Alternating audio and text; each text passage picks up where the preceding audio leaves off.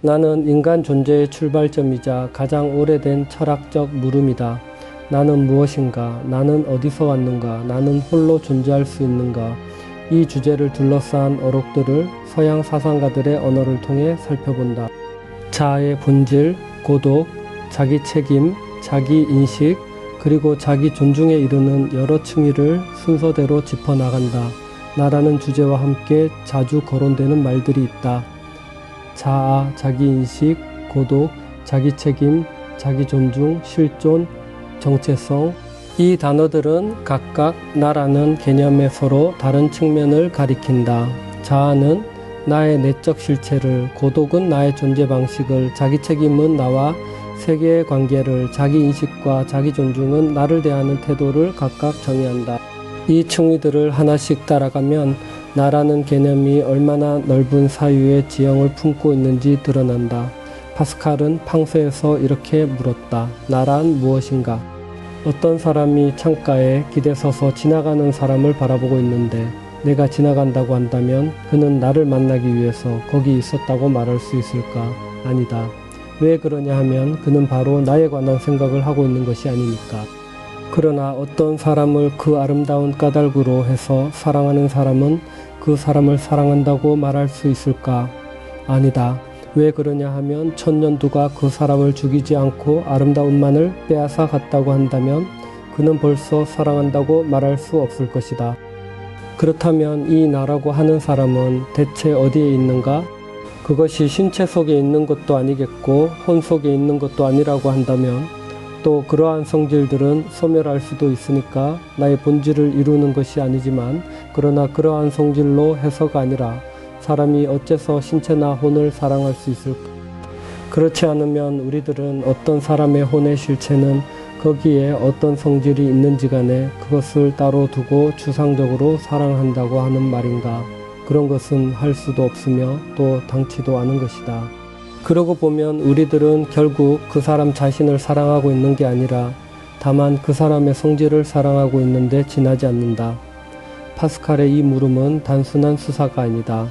그는 나를 신체나 정신의 특정 속성으로 환원할 수 없다는 점을 논증하고 있다. 아름다움, 관직, 지위 이런 성질들은 모두 대여된 것이다. 그것들이 소멸하면 그 사람도 소멸하는가? 파스칼은 그 질문을 열어둔 채로 나라는 개념의 미끄러짐을 기록한다. 같은 파스칼은 팡세의 다른 대목에서 이렇게 말했다. 나는 누가 나를 이 세상에 두었는지 이 세상이 무엇인지를 모른다. 나는 어떤 일에 대해서나 무서움이 만큼 무지롭다. 앞의 인용이 나의 정체를 개념적으로 해체한 것이라면 이 문장은 그 해체 끝에 남는 무지와 불안을 직접 고백한다.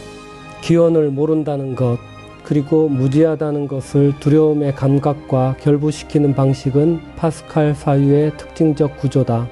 신 앞의 인간이라는 틀 안에서 나는 자신의 출처조차 알 수 없는 존재로 놓인다. 사르트르는 존재와 무에서 나를 전혀 다른 방식으로 분석했다. 내가 카페에 보이는 것은 즉자 존재의 방식으로 있는 것이 아니라 나는 내가 그것이 아닌 것으로서 있다는 존재 방식에 있어서의 보이는 것이다. 이 성냥갑이 테이블 위에 있다와 같은 의미로서는 나는 내가 여기에 있다라고도 여기에 있지 않다고도 할 수 없다. 그러한 표현을 한다면 나의 세계 내 존재와 어떤 세계의 한가운데에서의 존재를 혼동하게 될 것이다. 모든 방면에서 나는 존재에서 이탈된다. 그럼에도 불구하고 나는 존재한다.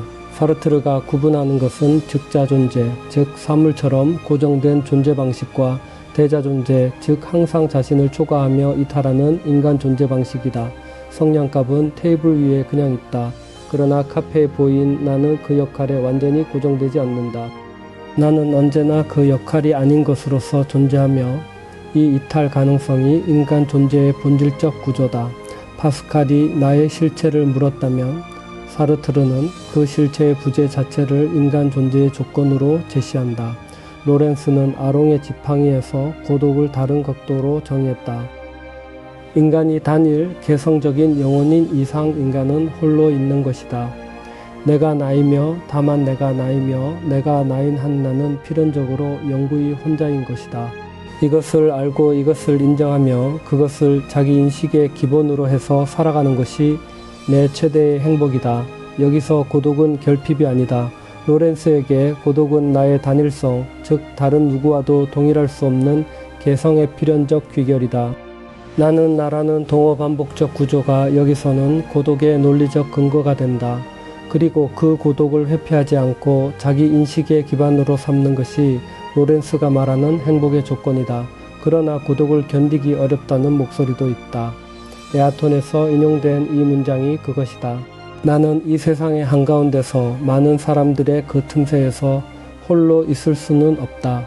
완전히 혼자인 채로 갈 데도 없고 의지할 것도 없다고 생각할 때 참을 수가 없다. 하루 이틀이면 또 모른다. 그러나 역시 참을 길이 없다. 로렌스의 고독이 인식론적 행복의 조건이라면 이 목소리의 고독은 실존적 고통이다. 세상 한가운데 있으면서도 홀로라는 감각, 의지할 곳 없다는 감각, 두 인용은 고독이라는 하나의 조건이 전혀 다른 방향으로 체험될 수 있음을 보여준다. 신약 성서는 이 물음을 또 다른 방향에서 접근한다. 만일 누가 아무것도 되지 못하고 된 줄로 생각하면 스스로 속임이니라. 각각 자기의 일을 살펴보면 자랑할 것이 자기에게만 있고 남에게는 있지 아니하리니 각각 자기의 짐을 질 것임이니라. 이 문장은 자기 인식의 왜곡을 경고한다. 된 줄로 생각하는 것과 실제로 된 것 사이의 간극. 이 간극을 직시하지 않는 것이 스스로를 속이는 행위다. 그리고 자랑과 책임은 분리될 수 없다.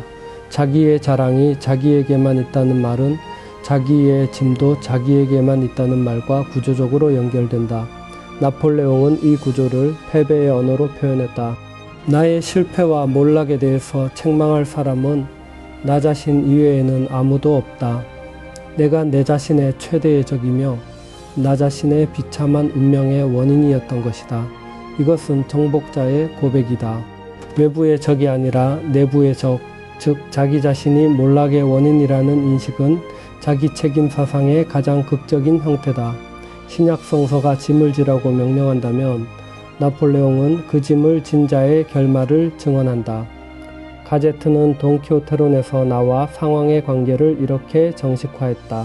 나는 나 자신이며 나의 상황이다. 만일 내가 나의 상황을 구해낼 수 없다면 나 자신을 구해낼 수도 없는 것이다. 이 문장은 나를 순수한 내면으로 환원하는 것을 거부한다. 나는 상황 속에 있고 상황은 나의 일부다. 상황과 분리된 나라는 것은 없다. 따라서 자기 구원과 상황 구원은 같은 사건이다. 이것은 개인의 실존을 사회적, 역사적 맥락으로부터 분리하지 않으려는 사유 방식이다. 시세로는 패러독스에서 내면의 완결성을 이렇게 표현했다. 자기 자신에게 영혼을 다 바쳐 의지하고 자기 자신 속에 모든 것을 소유하는 자가 행복하지 않는 법은 없다. 외부에 의존하지 않고 자신 안에서 완결되는 인간. 이 고대 로마의 언어는 스토아 철학의 자족 개념과 연결된다. 행복의 조건은 외부 환경이 아니라 자기 자신에 대한 의지와 내면의 충실함에 있다는 것이다. 시세로가 이 명제를 패러독스라는 제목 아래 놓은 것은 이것이 상식과 반대되는 역설적 진술임을 의식했기 때문이다. 몽테뉴는 수상록에서 삶의 후반부에 이르러 이렇게 선언했다. 남을 위해 사는 것은 이제 그만하면 됐다. 얼마 안 남았지만 조금 남은 여생은 나 스스로를 위해서 살지 않겠는가. 이 문장은 선언의 형식을 띠지만 그 안에 긴 과거가 압축되어 있다. 타인을 위해 충분히 살았다는 판단, 그리고 남은 시간을 자신에게 돌려야 한다는 결정. 몽테뉴의 수상록 전체가 자기 관찰과 자기 서술의 기록이라는 점에서 이 문장은 그 프로젝트 전체의 선언문에 가깝다. 에머슨은 이 논의를 실천적 방향으로 전환했다. 자기들 먼저 이 세상에 필요한 사람이 되도록 하라. 그러면 저절로 땅은 생기게 된다. 여기서 나는 더 이상 물음의 대상이 아니다. 나는 행동의 주체다. 세상에 필요한 존재가 되는 것. 그것이 자리와 기반을 만드는 원리라고 에머슨은 말한다. 이 문장은 자아에 대한 형이상학적 물음을 건너뛰고 자아의 실현을 사회적 유용성과 결부시킨다. 테니스는 세 가지 항목으로 자기와의 관계를 정리했다. 자기에 대한 존경, 자기에 대한 지식, 자기에 대한 억제, 이 세 가지만이 생활에 절대적인 힘을 가져다 준다. 자기 존중, 자기 인식, 자기 통제. 이 세 항목은 나를 대상으로 삼는 세 가지 태도다. 존중은 나를 함부로 다루지 않는 것, 지식은 나를 정확히 파악하는 것, 억제는 나의 충동을 다스리는 것이다. 테니슨에게 이 세 가지는 외부 세계의 힘을 행사하기 위한 내부 조건이다. 보들레르는 이 논의의 끝에서 가장 압축적인 명령을 남겼다. 무엇보다도 자기 자신에게 위인이 되고 성자가 될 것이다. 타인의 시선이 아니라 자기 자신의 시선 앞에서 위인이 되라는 것이다. 이 문장은 자기 평가의 기준을 외부가 아닌 내부에 두는 사유방식의 극단적 형태다. 세상이 나를 어떻게 보느냐가 아니라 내가 나 자신을 어떻게 보느냐가 삶의 척도가 된다는 선언이다. 나라는 주제는 단순한 자기소개가 아니다. 그것은 존재의 정체를 묻는 물음이고 고독의 조건을 직시하는 작업이며 자기 책임과 자기 존중의 원리를 세우는 실천이다. 파스칼은 나의 실체가 어디 있는지 물었고 사르트르는 나는 고정된 사물이 아님을 논증했으며 로렌스는 나의 단일성이 고독의 근거임을 주장했다. 이 모든 물음의 끝에서 로렌스의 말이 하나의 결론처럼 남는다. 내가 나이며 다만 내가 나이며 내가 나인 한 나는 필연적으로 영구히 혼자인 것이다. 이것을 알고 이것을 인정하며 그것을 자기인식의 기본으로 해서 살아가는 것이 내 최대의 행복이다. 파스칼이 나의 실체를 찾지 못하고 사르트르가 고정된 본질의 부재를 말하며 로렌스가 단일한 영혼의 고독을 인정한 자리에서 성경은 나의 근거를 내 안이 아니라 나를 부르신 분에게 둔다. 이사야 43장 1절은 이렇게 말한다. 너는 두려워하지 말라. 내가 너를 구속하였고 내가 너를 지명하여 불렀나니 너는 내 것이라. 출처를 모른다는 파스칼의 무지와 영구히 혼자라는 로렌스의 고독은 거짓이 아니라 정직한 인식이지만 성경은 그 끝에서 나를 지명하여 부르시는 음성이 있음을 증언한다. 나의 나됨은 소멸하는 성질에서 오는 것이 아니라 나를 아시고 부르시는 그분과의 관계에서 비로소 흔들리지 않는 이름을 얻는다.